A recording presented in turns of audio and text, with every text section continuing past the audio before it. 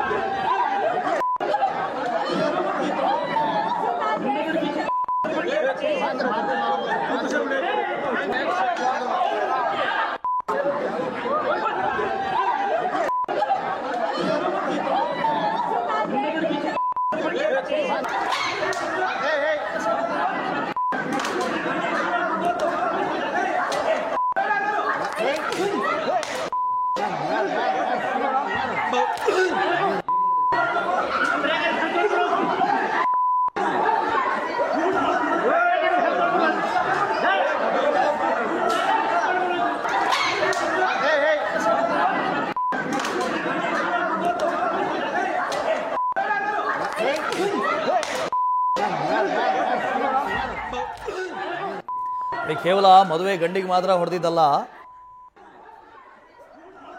ಮೊದಲನೇ ಮದುವೆಯ ಫೋಟೋವನ್ನು ನೋಡ್ತಾ ಇದ್ದೀರಿ. ಇದು ಎರಡನೇ ಮದುವೆಯ ಸಂದರ್ಭದಲ್ಲಿ ಹೊಡೆದಾಟ. ಕೇವಲ ಮದುಮಗನಿಗೆ ಮಾತ್ರ ಅಲ್ಲ ಹೊಡೆದಿದ್ದು, ಮದುಮಗನ ಕುಟುಂಬಕ್ಕೆಲ್ಲ ಜಾಡಿಸಿದ್ದಾರೆ. ಹೇಗೆ ಹೊಡೆದಿದ್ದಾರೆ? ನಾಯಿಗೆ ಹೊಡೆದಂಗೆ ಹೊಡೆದಿದ್ದಾರೆ. ಹೇಗೆ? ನಾಯಿಗೆ ಹೊಡೆದಂಗೆ. ನೋಡಿ, ಅಲ್ಲಿ ಗಮನಿಸ್ತಾ ಇದ್ದೀರಿ, ಆ ಮೆಟ್ಟು ಹಿಡ್ಕೊಂಡು ಯಾರನ್ನೂ ನೋಡಿಲ್ಲ, ಮುಖಾಮುತ್ತಿ ನೋಡದೆ ಬಾರಿಸಿದ್ದಾರೆ. ಅಲ್ಲಿ ಇವ್ರ ಮಾವ, ಇವರನ್ನ ಅತ್ತೆ ಯಾರೂ ನೋಡಿಲ್ಲ, ಸಂಬಂಧವನ್ನೇ ನೋಡಿಲ್ಲ, ಎಲ್ರಿಗೂ ಜಾಡಿಸ್ಬಿಟ್ಟಿದ್ದಾರೆ.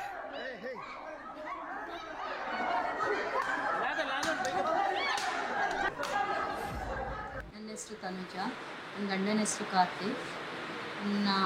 4 ವರ್ಷ ಆಯಿತು ಮದುವೆ ಆಗಿ.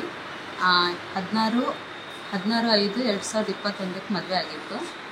ಅರಸೀಕೆರೆ ತಿಪ್ಪಘಟ್ಟ ಊರು ಅವ್ರದ್ದು. ನನಗೆ ತುಂಬ ಚಿತ್ರಹಿಂಸೆ ಕೊಟ್ಟಿದ್ದಾರೆ. ವರದಕ್ಷಿಣೆ ಇಸ್ಕೊಬಂದರೆ ನಿನಗೆ ಸೇರಿಸ್ತೀನಿ, ಇಲ್ಲಾಂದರೆ ನಾನು ಸೇರಿಸಲ್ಲ, ಆ ಥರ ಎಲ್ಲ ಹೇಳಿದ್ದಾರೆ. ನಾನು ವರದಕ್ಷಿಣೆ ಇಸ್ಕೊಂಡು ಹೋಗಿದ್ದೀನಿ. ತುಂಬ ಅಂದರೆ ಟಾರ್ಚರ್ ಕೊಟ್ಟಿದ್ದಾರೆ. ಅವ್ರ ಅಪ್ಪ ಅಮ್ಮ ತಂಗಿ ಅವರು ಅಷ್ಟೇ. ನನ್ನ ಜೊತೆ ನೀನು ವರದಕ್ಷಿಣೆ ತೊಗೊಬಂದರೆ ಮಾತ್ರ ನಿನಗೆ ಸೇರಿಸ್ತೀನಿ, ಇಲ್ಲಾಂದರೆ ಸೇರಿಸಲ್ಲ, ಅದೆಲ್ಲ ಹೇಳಿದ್ದಾರೆ. ಮತ್ತು ಜಗಳ ಮಾಡ್ಕೊಂಡು ನನಗೆ ನಮ್ಮ ತವ್ರ ಮನೆಗೆ ಬಿಟ್ಟು ಹೋಗೋದು ಅದೆಲ್ಲ ಮಾಡಿದ್ದಾರೆ.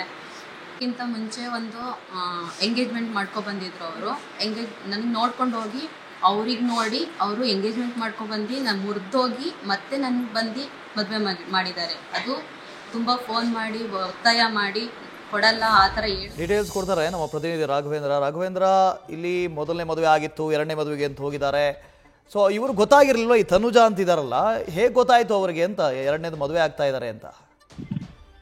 ಏನು ಈಗಾಗಲೇ ಈಗ ಒಂದು ಮದುವೆ ವಿಷಯವಾಗಿ ಸಂಬಂಧಪಟ್ಟಂತೆ ಈಗಾಗಲೇ ಕಾರ್ತಿಕ್ ಮತ್ತು ತನುಜಾ ಅಂತಕ್ಕಂಥವ್ರು 2021ರಲ್ಲೇ ವಿವಾಹವನ್ನು ಆಗಿದ್ರು. ಆದ್ರೆ ಈ ವಿಚಾರ ಸದ್ಯ ಮದುವೆ ಆಗ್ತಕ್ಕಂಥ ಯುವತಿ ಏನಿದ್ದಾಳೆ, ಈ ಕುಟುಂಬಸ್ಥರಿಗೆ ಈ ವಿಚಾರ ತಿಳಿದಿರ್ಲಿಲ್ಲ.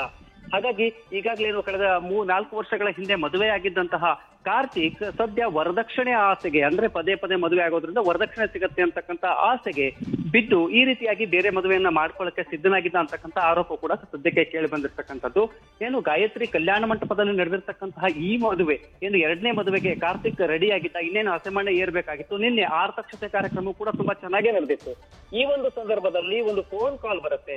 ಈ ರೀತಿಯಾಗಿ ಈಗಾಗಲೇ ಹಿಂದೆ ತನುಜಾ ಅಂತಕ್ಕಂಥ ಯುವತಿಯನ್ನ ಕಳೆದ 4 ವರ್ಷಗಳ ಹಿಂದೆನೇ ಈತ ಮದುವೆ ಆಗಿದ್ದಾನೆ. ಹಾಗಾಗಿ ಈ ಒಂದು ಮದುವೆಯನ್ನ ನಿಲ್ಲಿಸಿ ಅಂತಕ್ಕಂಥ ಒಂದು ಫೋನ್ ಕಾಲ್ ಅನ್ನ ಆಧರಿಸಿ ಈಗ ಏನು ಈ ಸದ್ಯಕ್ಕೆ ಮದುವೆ ಆಗ್ತಕ್ಕಂಥ ಯುವತಿ ಏನಿದ್ದಾಳೆ ಆ ಯುವತಿಯ ಕುಟುಂಬಸ್ಥರು ಕೂಡ ಈ ಬಗ್ಗೆ ಸಮಾಲೋಚನೆಯನ್ನು ನಡೆಸಿರ್ತಕ್ಕಂಥ ಸಂದರ್ಭದಲ್ಲಿ ಖುದ್ದು ಆ ಒಂದು ಮಾಹಿತಿ ತಿಳಿದಿರ್ತಕ್ಕಂತಹ ತನುಜ ತನ್ನ ಕುಟುಂಬಸ್ಥರೊಂದಿಗೆ ಕಲ್ಯಾಣ ಮಂಟಪಕ್ಕೆ ಆಗಮಿಸ್ತಾಳೆ. ಕಲ್ಯಾಣ ಮಂಟಪದಲ್ಲಿ ಈತನನ್ನ ನೋಡಿದ ತಕ್ಷಣ ಈತ ನನ್ನ ಜೊತೆ ಈಗಾಗಲೇ 2021ರಲ್ಲಿ ಕಳೆದ 4 ವರ್ಷಗಳ ಹಿಂದೆ ಮದುವೆ ಆಗಿದ್ದಾನೆ, ಮತ್ತೆ ಈಗ ಆಸೆ ಮನೆ ಏರ್ತಾ ಇದ್ದಾನೆ, ಈತನಿಗೆ ವರದಕ್ಷಿಣೆ ದುರಾಸೆ ಇದೆ, ಹಾಗಾಗಿ ನನ್ನನ್ನು ಕೂಡ ವರದಕ್ಷಿಣೆ ಆಸೆಯಿಂದಲೇ ಮನೆ ಬಿಟ್ಟು ಓಡಿಸಿರ್ತಕ್ಕಂಥದ್ದು ಅಂತಕ್ಕಂಥ ವಿಷಯವನ್ನ ಈ ಸದ್ಯ ಮದುವೆ ಆಗ್ತಿದ್ದಾಳೆ ಆ ಯುವತಿಗೆ ತಿಳಿಸ್ತಕ್ಕಂಥ ಒಂದು ಕೆಲಸವನ್ನು ಕೂಡ ಮಾಡ್ತಾರೆ. ಈ ಒಂದು ಸಂದರ್ಭದಲ್ಲಿ ಸಾಕಷ್ಟು ಗಲಾಟೆ ಕೂಡ ಆಗತ್ತೆ. ಈ ಒಂದು ಕಲ್ಯಾಣ ಮಂಟಪದ ಒಂದು ವೇದಿಕೆ ಏನಿತ್ತು ಆ ವೇದಿಕೆಯ ಮೇಲೆಯೇ ಒಂದು ಈಗಾಗಲೇ ಏನು ಕಾರ್ತಿಕ್ ಅನ್ನ ಮದುವೆ ಆಗಿರ್ತಕ್ಕಂತಹ ತನುಜ ಚಪ್ಪಲಿಯಿಂದ ಕೂಡ ಹೊಡೆಯುವಂತ ಕೆಲಸವನ್ನು ಕೂಡ ಇಲ್ಲಿ ಮಾಡ್ತಾಳೆ. Okay, thank you Raghavendra. News First ನಿರ್ಭೀತಿಯಿಂದ ನಿಮ್ಮ ಪರವಾಗಿ.